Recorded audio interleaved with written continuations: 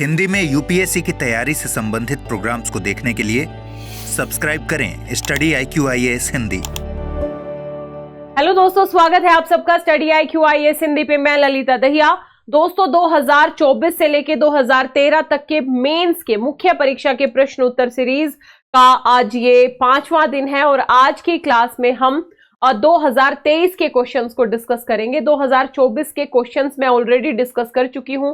यदि आप इस क्लास से नए जुड़े हैं तो आप पिछली क्लासेस को भी देखें, जिससे आपके 10 इयर्स के मुख्य परीक्षा के जो पॉलिटी के क्वेश्चन आंसर हैं वो बेहतर तरीके से उन पे आपकी समझ बन जाए, आप क्वेश्चंस की डिमांड को समझे और साथ ही आप इन आंसर्स को भी लिखने का प्रयास करें। चलिए फटाफट शुरू करते हैं। अब प्रश्न आपके सामने है कि संवैधानिक रूप से गारंटीकृत न्यायिक स्वतंत्रता लोकतंत्र की एक पूर्वापेक्षा है, यानी पूर्व अपेक्षा है कि संवैधानिक रूप से गारंटीकृत न्यायिक स्वतंत्रता होनी चाहिए। तो यहां पे न्यायिक स्वतंत्रता के ऊपर क्वेश्चन है। तो हम यहां पे यदि इस क्वेश्चन को हम देखें, टिप्पणी करनी है तो सबसे पहले भूमिका में हम न्यायपालिका की स्वतंत्रता पे लिखेंगे। दूसरा मुद्दा इसमें हम बताएंगे कि संविधान में क्या क्या गारंटी दी गई है न्यायिक स्वतंत्रता की, है ना। संविधान क्या क्या गारंटी दे रहा है न्यायिक स्वतंत्रता की। सेकंड पार्ट, यदि इसके थर्ड पार्ट की बात करेंगे तो हम स्पष्ट तौर पे ये बता देंगे कि संवैधानिक तौर पे जो गारंटीकृत ये गारंटीकृत स्वतंत्रता है, ये लोकतंत्र की पूर्व शर्त कैसे है। लोकतंत्र की पूर्व शर्त कैसे है कि संविधान के द्वारा एक गारंटीकृत स्वतंत्रता होनी चाहिए न्यायपालिका की, ये लोकतंत्र के लिए क्यों जरूरी है ना। तो ये बता देंगे और फाइनली हम निष्कर्ष बता देंगे। ये 4 पार्ट होंगे इस क्वेश्चन के। बात समझ में आई? यानी सीधा सा क्वेश्चन था, संवैधानिक रूप से गारंटीकृत न्यायिक स्वतंत्रता लोकतंत्र की पूर्व शर्त है, टिप्पणी करें। तो भूमिका, क्या क्या गारंटी दी गई है हमारे संविधान में न्यायपालिका को, और साथ ही ये जो गारंटी दी गई है ये लोकतंत्र के लिए क्यों जरूरी है, लोकतंत्र की पूर्व शर्त कैसे है, और फाइनली एक कंक्लूजन लिख देंगे। तो आंसर की पूरी डिमांड हमारी कंप्लीट हो जाएगी, ध्यान रखिएगा। तो फटाफट शुरू करें। सबसे पहले भूमिका में आप लिख सकते हैं कि स्वतंत्र न्यायपालिका की जो अवधारणा है वो लोकतंत्र का एक मूलभूत स्तंभ है ना।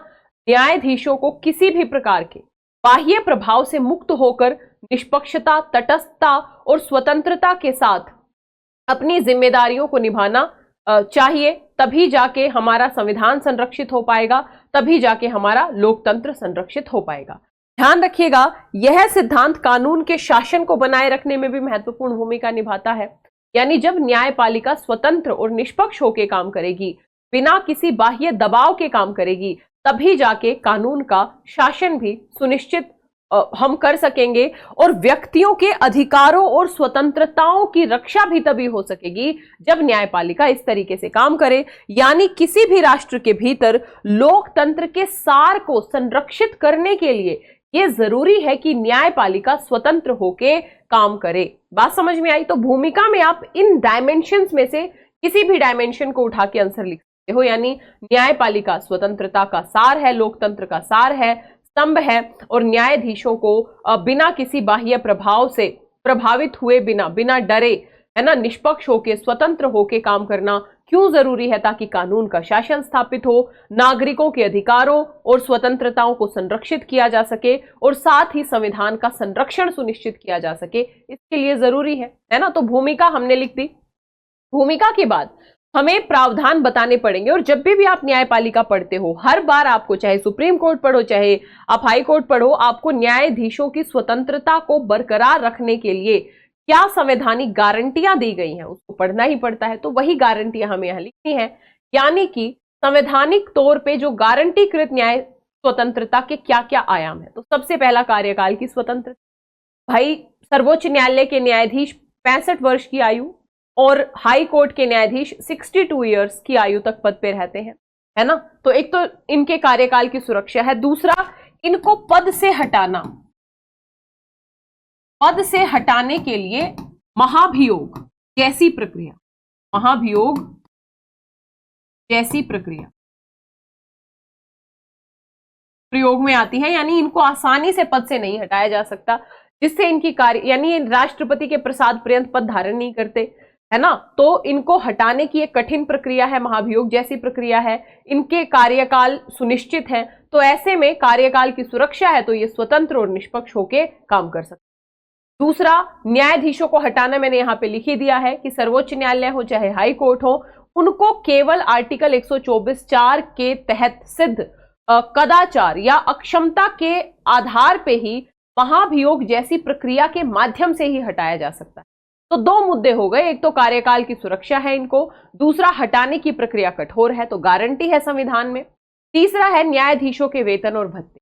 न्यायाधीशों के वेतन भत्ते भारत की संचित निधि के ऊपर आधारित है और जो भी वेतन भत्ते संचित निधि के ऊपर भारित होंगे उन पे संसद में मतदान नहीं होता, तो ऐसे में इनके वेतन भत्ते भी सुरक्षित है, संरक्षित है, क्योंकि संचित निधि के ऊपर भारित है।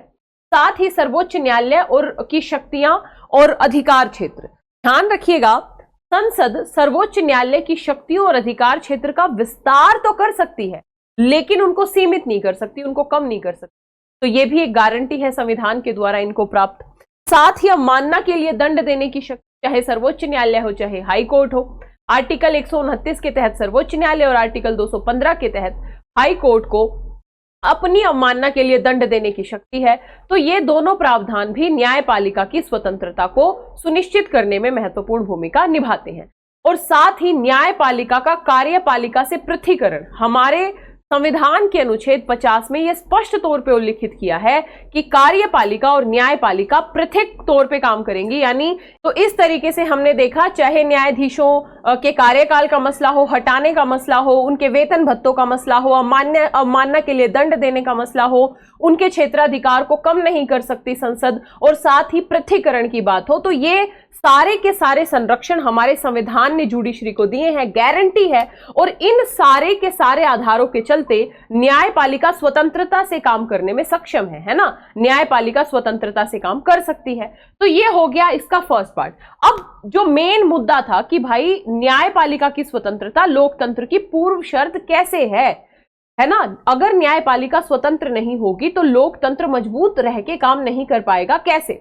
तो यहां पे हमें बताना पड़ेगा। तो सबसे पहला है जवाबदेही और सुशासन सुनिश्चित करना, यानी कि संवैधानिक रूप से गारंटीकृत कार्यकाल की सुरक्षा न्यायिक स्वतंत्रता प्रदान करती है। और जब न्यायिक स्वतंत्रता होती है तो कार्यपालिका और विधायिका पर न्यायपालिका नियंत्रण बनाए रखने का काम करती है। यानी यदि कार्यपालिका या विधायिका किसी भी प्रकार का कोई ऐसा कानून पारित करे जो संविधान के आधारों पे खरा नहीं उतरता, तो न्यायपालिका ऐसे कानून को अवैध घोषित करने की शक्ति रखती है। यानी स्वतंत्र न्यायपालिका आत्मविश्वास के साथ सुशासन को बढ़ावा देती है, बिना किसी डर के ये सुनिश्चित करती है कि जो सरकार की जितनी भी कार्यवाहियां हैं वो संवैधानिक निर्देशों के अंतर्गत ही होनी चाहिए, है ना। तो सुशासन कब सुनिश्चित कर पाएगी न्यायपालिका? कार्यपालिका और विधायिका के कार्यों पे नियंत्रण कब लगा पाएगी? यदि ये कार्य संविधान के उद्देश्यों के खिलाफ है तब लगा पाएगी जब न्यायपालिका स्वतंत्रता से काम करेगी। दूसरा, लोकतंत्र की पूर्व शर्त कैसे है? संविधान की व्याख्या। भाई संविधान की व्याख्या करने का दायित्व किसका है? न्यायपालिका का। और न्यायपालिका जब स्वतंत्र होगी तभी संविधान की व्याख्या निष्पक्ष तरीके से कर पाएगी। उदाहरण के लिए केशवानंद भारती बनाम केरल राज्य मामले में सर्वोच्च न्यायालय ने संविधान के अभेद्य पहलुओं की व्याख्या करते हुए मूल संरचना के सिद्धांत को सामने रखा। तो ये व्याख्या कब कर पाई? जब न्यायपालिका स्वतंत्र है। तो लोकतंत्र के लिए जरूरी है। दूसरा, कानून के शासन को कायम रखने के लिए भी न्यायपालिका को स्वतंत्रता की जरूरत है। और यदि न्यायपालिका स्वतंत्र होगी तभी कानून का शासन भी सुस्थापित कर पाएगी। व्यक्तिगत अधिकारों और स्वतंत्रता की सुरक्षा किसका दायित्व है? सर्वोच्च न्यायालय, हाई कोर्ट यानी न्यायपालिका का दायित्व है।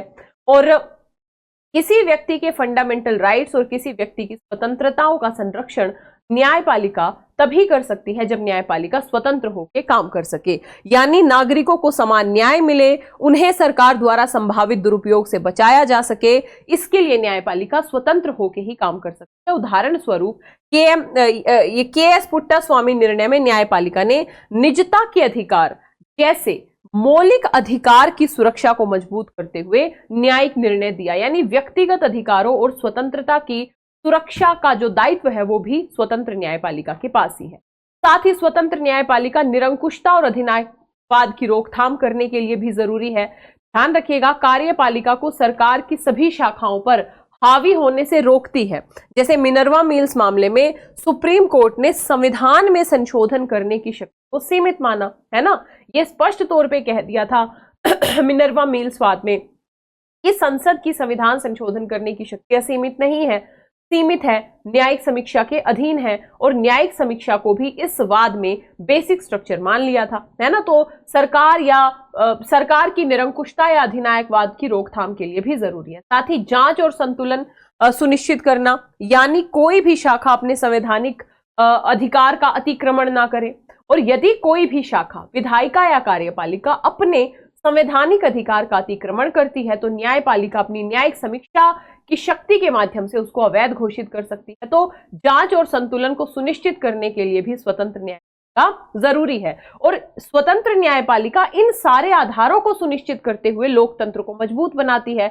लोकतंत्र कब मजबूत बनेगा? जब कानून का शासन हो, जब सभी एजेंसियां अपने क्षेत्राधिकार में रह के काम करें, जब संविधान का उल्लंघन ना हो, जब संविधान की व्याख्या निष्पक्ष तरीके से हो, जब लोगों के अधिकार और स्वतंत्रता का संरक्षण निष्पक्ष तरीके से हो, जब ये सारे के सारे मुद्दे एक साथ होंगे तभी हम कह सकते हैं कि लोकतंत्र मजबूत है ना। तो इसलिए हम ये कह सकते हैं ना कि लोकतंत्र के संरक्षण के लिए या न्यायपालिका की स्वतंत्रता लोकतंत्र की पूर्व शर्त है। बात समझ में आई बेटा?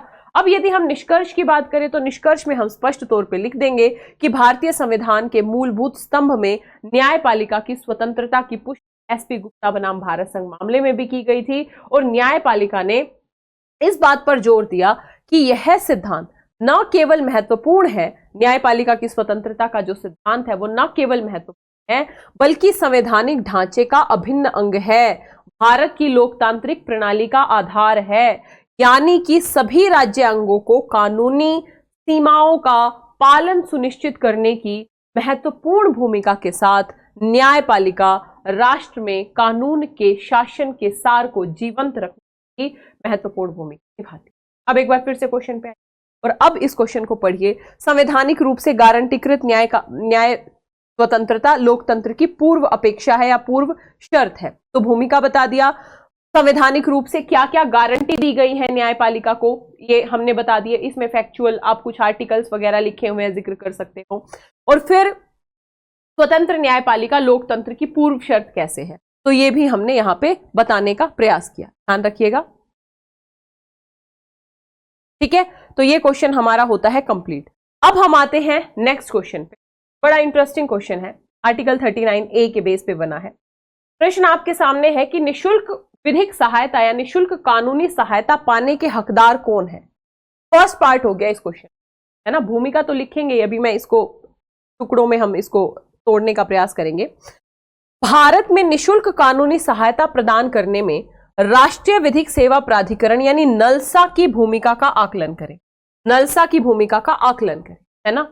आकलन करने का मतलब देखो, इसके पार्ट क्या होंगे। सबसे पहले भूमिका, है ना। भूमिका के बाद इसका फर्स्ट पार्ट हो जाएगा हकदार।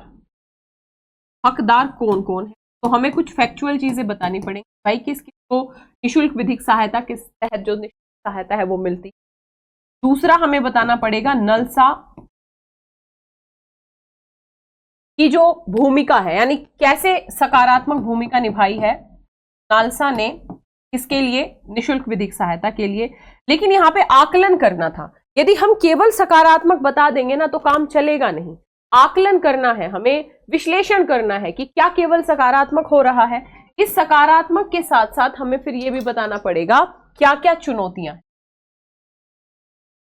ठीक है, क्या क्या चुनौतियां हैं, और फाइनली क्या समाधान हो सकते हैं। चुनौती बताएंगे तो कॉमा दे दे के समाधान लिख दो, और फिर हमें निष्कर्ष। इतने पार्ट यदि हम बताएंगे, अब ये जरूरी नहीं है कि चुनौतियों में आप भर के एक पेज लिखोगे, आप कोमा दे दे के चुनौतियां लिख दो, क्योंकि आकलन करना है। और जब आपने चुनौतियां बता दी तो या तो फिर आप अलग से निष्कर्ष ना लिख के समाधानात्मक निष्कर्ष लिख दो। यानी जब आप निष्कर्ष लिख रहे हो उसमें आप सॉल्यूशन बता दो निष्कर्ष के तौर पे, वो हो जाएगा। तो ये पैटर्न होगा इस आंसर का, और इतनी डिमांड जब पूरी करोगे तब जाके आपके क्वेश्चन की हर मांग पूरी होगी। बात समझ में आई?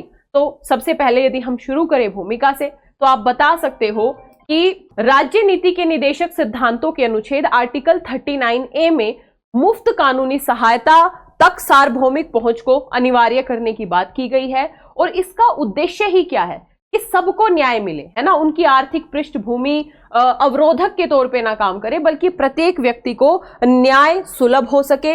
इस संवैधानिक प्रावधान के कारण कानूनी सेवा प्राधिकरण अधिनियम 1987 को अधिनियमित किया गया और इसी विधिक सेवा प्राधिकरण अधिनियम 1987 के तहत ही राष्ट्रीय कानूनी सेवा प्राधिकरण का गठन किया गया। ये बिल्कुल बेसिक नॉलेज है। अगर आपने डीपीएसपी पढ़े हैं तो डीपीएसपी में बेसिक नॉलेज बिल्कुल पढ़ते हो आप, है ना। यानी यहां तक आपने कुछ अलग नहीं बताया। आर्टिकल 39A की बात कर दी, क्या कहता है आर्टिकल 39A, और इस आर्टिकल 39A के उद्देश्य की पूर्ति के लिए राष्ट्रीय विधिक सेवा प्राधिकरण अधिनियम 1987 और किस तरीके से इस अधिनियम ने नालसा का गठन किया।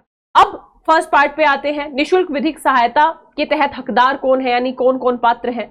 तो ये फैक्चुअल सी बात है, ध्यान रखिएगा अनुसूचित जाति और जनजाति के सभी लोग इसके तहत हकदार हैं। दूसरा, तस्करी या बेगार के शिकार कोई भी व्यक्ति, बच्चे, महिला यदि तस्करी या बेगार का शिकार है तो निःशुल्क विधिक सहायता के दायरे में आएगा। महिलाएं और बच्चे अलग से दिया गया है। साथ ही मानसिक तौर पे यदि कोई बीमार व्यक्ति है या दिव्यांग व्यक्ति है तो ऐसे व्यक्ति को भी इसके तहत निःशुल्क विधिक सहायता का प्रावधान है। साथ ही ऐसा व्यक्ति जो कठिन समय से गुजर रहा है, किसी बड़ी आपदा या जातीय या जाति आधारित हिंसा, बाढ़, सूखा, भूकंप, किसी भी प्रकार की औद्योगिक दुर्घटना से यदि प्रभावित है, यानी किसी भी प्रकार की आपदा, चाहे वो प्राकृतिक आपदा है, औद्योगिक आपदा है, इस तरीके की आपदाओं से प्रभावित व्यक्ति को भी इसके तहत हकदार होगा। साथ ही औद्योगिक कामगार, यानी जितने भी औद्योगिक श्रमिक हैं वो भी, उनको भी मिलेगा। और साथ ही यहाँ पे इनकम का क्राइटेरिया तय किया गया है। यदि सर्वोच्च न्यायालय के अलावा अन्य न्यायालयों की बात है तो यहाँ पे अनैतिक व्यापार रोकथाम अधिनियम 1956 में जितने भी परिभाषित संरक्षण गृह किशोर, मतलब संरक्षण गृह वाले लोग आते हैं, मतलब जितने भी इसके तहत संरक्षित व्यक्ति आते हैं, किशोर न्याय अधिनियम 1986 में परिभाषित किशोर गृह और मानसिक स्वास्थ्य अधिनियम 1987 में परिभाषित मनोरोग अस्पताल या नर्सिंग होम सहित हिरासत में लिए गए व्यक्ति मुफ्त कानूनी सेवाओं का लाभ उठा सकते हैं। तो ये कहा गया है यहाँ पे कि अलग अलग जो अधिनियम के तहत, जो विशेष तौर पे जो हम ये कह सकते हैं संरक्षित गृह हैं या मनोरोग अस्पताल हैं, और इन अधिनियमों के तहत जो भी परिभाषित ऐसे लोग हैं वो सारे हकदार होंगे निःशुल्क विधिक सहायता के तहत। यदि हम आय की बात करें तो सर्वोच्च न्यायालय के अलावा ये कहा गया कि हर एक राज्य ने ना अपनी अपनी आय निर्धारित कर रखी है कि भाई कितनी मैक्सिमम आय होगी, उससे कम आय वाले लोगों को निःशुल्क विधिक सहायता मिलेगी। तो ये अनुसूचित में उल्लिखित या राज्य द्वारा निर्धारित उच्च राशि से कम जो भी हैं वो सारे इस निःशुल्क विधिक सहायता के तहत पात्र होंगे। और यदि हम सर्वोच्च न्यायालय की पर्टिकुलर बात करें तो सर्वोच्च न्यायालय के समक्ष मामलों के लिए आय सीमा 5 लाख रुपए से कम होनी चाहिए। तो सर्वोच्च न्यायालय के मामले में आय सीमा यदि 5 लाख रुपए से कम है तो ऐसे व्यक्ति भी निःशुल्क विधिक सहायता के अंतर्गत क्या होंगे, पात्र होंगे, हकदार होंगे। तो ये फर्स्ट पार्ट हमारा कंप्लीट हो गया, यानी भूमिका हमने लिख दी, निःशुल्क विधिक सहायता के तहत पात्र कौन कौन है। तो यदि आप इसमें से 5-10 पॉइंट भी लिख दिए, एटसेट्रा लिख दिया, तो आपका डिमांड पूरी होगी कि हाँ आपने क्वेश्चन समझा है अच्छे से। अब आते हैं सेकंड क्वेश्चन पे कि निःशुल्क विधिक सहायता को सुनिश्चित करने में नलसा की भूमिका का आकलन करना है। तो सबसे पहले यदि भूमिका की बात करें तो सकारात्मक भूमिका हम बताएंगे। तो भाई क्या किया, तो पहला तो पहुंच और पहुंच का विस्तार किया। नलसा ने कानूनी सहायता को जमीनी स्तर तक पहुंचाने के लिए सहायता क्लिनिक, लोक अदालतें और कानूनी जागरूकता शिविर स्थापित करने में महत्वपूर्ण भूमिका निभाई है। तो चाहे कानूनी सहायता क्लिनिक हो, चाहे लोक अदालतें हो या कानूनी जागरूकता शिविर हो, ये क्या करते हैं, ये न्याय की पहुंच का विस्तार करने में महत्वपूर्ण भूमिका निभाते हैं। तो नलसा ने न्याय तक पहुंच के विस्तार के लिए अलग अलग उपाय किए। दूसरा, कमजोर समूहों को लक्ष्य बनाया। लॉकडाउन के दौरान विशेष तौर पे यदि हम बात करें घरेलू हिंसा के मामले में महिलाओं को सहायता करने के लिए हेल्पलाइन जारी करना, ट्रांसजेंडर अधिकारों के लिए कानूनी सेवाएं, नालसा निर्णय हम देखते हैं ना, ट्रांसजेंडर्स को परिभाषित किया गया, उनके संरक्षण के लिए कदम उठाए गए। कैदियों में कानूनी जागरूकता के लिए नालसा द्वारा हक हमारा भी है अभियान, यानी कैदियों में भी कानूनी जागरूकता हो, तो उसके लिए अलग अलग लेवल पे अभियान चलाए जा रहे हैं, महिलाओं के संदर्भ में, कैदियों के संदर्भ में, ट्रांसजेंडर्स के संदर्भ में, जिससे लोगों में जागरूकता हो अपने न्याय के लिए, कानूनी जो प्रावधान है उनके संदर्भ में। तो ये सारे काम नालसा द्वारा किए जा रहे हैं। वैकल्पिक विवाद समाधान तंत्र, विशेष तौर पे जिसमें आप देखोगे लोक अदालतें, है ना, बड़े स्तर पे इस तरीके के वैकल्पिक विवाद समाधान तंत्र के माध्यम से विवादों का निपटारा होता है, जिससे नियमित अदालतों पर बोझ कम हुआ है। तो ये भी एक पॉजिटिव भूमिका है एडीआर वगैरह की व्यवस्था। उसके बाद जागरूकता अभियान और शिक्षा हम पढ़ ही चुके हैं, जैसे स्कूलों में, कॉलेजों में कानूनी साक्षरता क्लब खोलना, जिनका उद्देश्य छात्रों में कानूनी जागरूकता पैदा करना है ना। तो इस तरीके से कानूनी साक्षरता क्लब इत्यादि के प्रयास किए हैं। कानूनी साक्षरता के माध्यम से महिला सशक्तिकरण कार्यक्रम का उद्देश्य महिलाओं को एक तरीके से कानूनों के प्रति जागरूक करना है। तो स्कूलों में जागरूकता अभियान है, महिलाओं के लिए जागरूकता अभियान है, और इस तरीके से अलग अलग प्रयास चल रहे हैं। जैसे न्यायदीप, ये नालसा का एक आधिकारिक समाचार पत्र है, इसमें विचार और सुझाव साझा किए जाते हैं। यानी हर एक स्तर पे नालसा जागरूकता अभियान चला रही है, शिक्षित कर रही है। लेकिन ये हो गए इसके पॉजिटिव पक्ष, भूमिका निभा रही है ना, कहाँ निभाई, पहुंच का विस्तार कर रही है, एडीआर अल्टरनेटिव जो हम कह सकते हैं, ये वैकल्पिक विवाद निपटान तंत्र के माध्यम से समाधान कर रही है। साथ ही कमजोर लक्ष्य समूहों को टारगेट करके उनके समस्याओं के समाधान की दिशा में प्रयास किया जा रहा है और जागरूकता अभियान चलाए जा रहे हैं। लेकिन इस सब के बावजूद अभी भी मुफ्त कानूनी सहायता प्राप्त करने में कई कठिनाइयां, कई चुनौतियां सामने आ रही हैं। क्या क्या चुनौतियां हैं? सबसे पहली चुनौती है संसाधन संबंधी बाधाएं, यानी कि बजट सीमाएं। बजट सीमा संबंधी बाधाएं अल्प सेवित क्षेत्रों में नालसा के प्रयासों में बाधा डाल रही हैं। यहाँ एक डेटा दिया गया है, जैसे इंडिया जस्टिस रिपोर्ट 2019 की बात करें तो कानूनी सहायता पर खर्च 2018 में प्रति व्यक्ति केवल 0.75 रुपए किया गया, वहीं 2019-20 में 1.05 रुपए, जो वैश्विक स्तर पर सबसे कम आंकड़ा है। तो ऐसे में इतने कम बजट के साथ क्या हम प्रत्येक व्यक्ति के लिए न्याय सुलभ कर सकते हैं? तो पहली चुनौती क्या है? वित्तीय बाधाएं, बजटीय सीमाएं। दूसरा, कानूनी सहायता की अनुपलब्धता।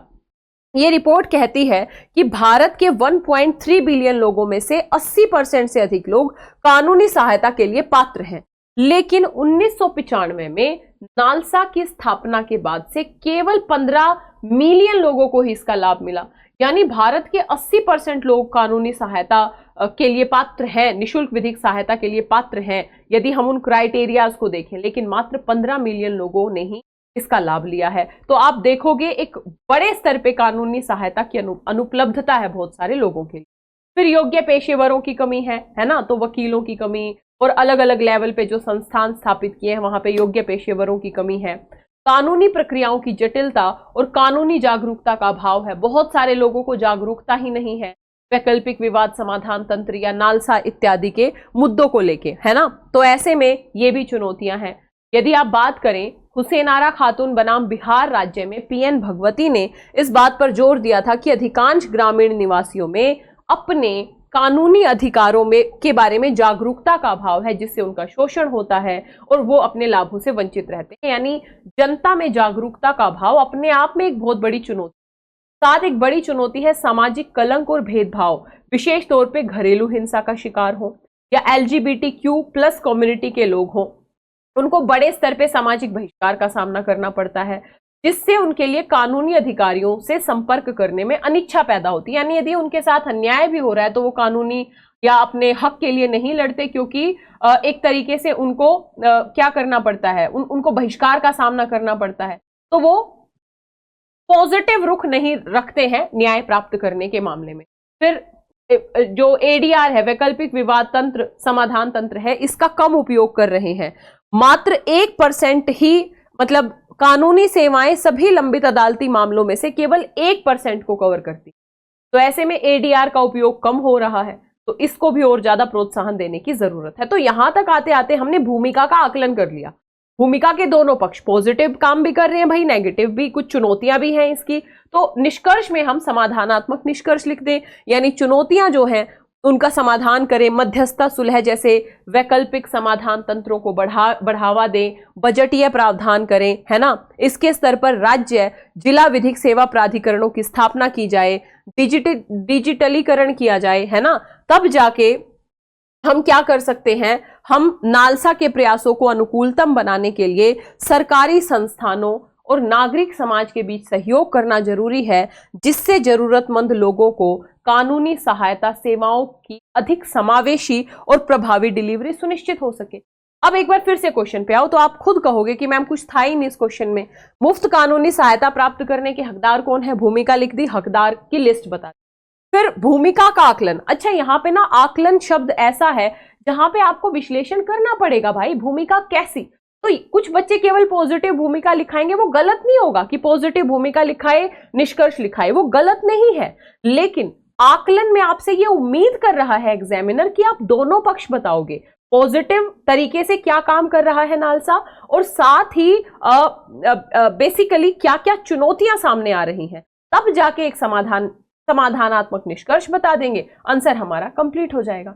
बात समझ में आई? तो इस तरीके से आपको ये पूरा का पूरा जो 2024 से लेके 13 के क्वेश्चंस को डिस्कस करना है, ये दोनों क्वेश्चन आपको घर पे बैठ के लिखने हैं, तब जाके बात बनेगी। इसके साथ ही यदि आपको 2025 में प्रारंभिक परीक्षा देनी है तो SIP सक्सेस इन प्रीलिम्स शुरू हो रहा है। ध्यान रखिएगा 30 नवंबर से सुबह 8 बजे। तो देर किस बात की, यदि PT देना है तो इस बैच से जुड़ जाइए बिना कुछ सोचे समझे, क्योंकि यहाँ पे बहुत ही बेहतरीन तरीके से पूरा सिलेबस आपको फास्ट तरीके से रिवाइज कराया जाएगा। टेस्ट सीरीज वगैरह भी इसमें इंक्लूड है। देर किस बात की, फटाफट जाइए स्टडी IQ की ऐप या वेबसाइट पे, इस वीडियो के डिस्क्रिप्शन बॉक्स में लिंक दिया होगा, लिंक पे जाना है, कोड यूज करना है LDLIVE, LD लाइव कोड के साथ ये बैच आपको मात्र 5299 में मिल जाएगा। इसके साथ ही आप जुड़ सकते हैं मेरे Telegram channel Lalita Dahiya academy और इंस्टाग्राम ललिता दहिया अकेडमी से। मिलेंगे इसी तरीके के अगले प्रश्नों के साथ। अपना ख्याल रखिएगा। Thank you so much. Hindi में UPSC की तैयारी से संबंधित प्रोग्राम्स को देखने के लिए सब्सक्राइब करें स्टडी IQ IAS हिंदी।